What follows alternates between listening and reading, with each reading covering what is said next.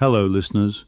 Welcome back to our podcast series, The Recovery Bible. A form but loving God, read Genesis 3:16 to 24.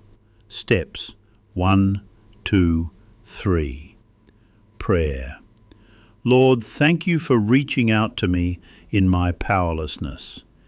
Help me to look to you for day-by-day protections, help, and power.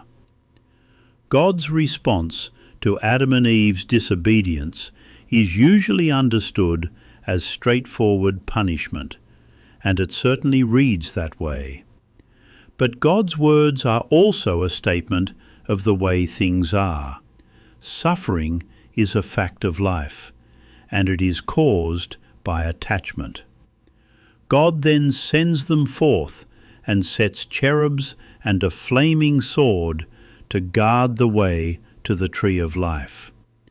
Throughout the Genesis account, God may appear to feel that humans will reach out and take also from the tree of life, thus gaining sufficient divine qualities to become competitors for God's power and reign. If this were indeed God's motivation, it would come from attachment to power and glory, and the actions springing from it would be unjust. The cherubs and flaming sword and the banishment itself would serve to protect God against humans. Yet, when read with an appreciation of human addiction, Genesis becomes the story of a free and purely loving Creator who knows that Eve and Adam will not be able to withstand the compulsion to eat from that second tree. Banishment is thus more protection than punishment.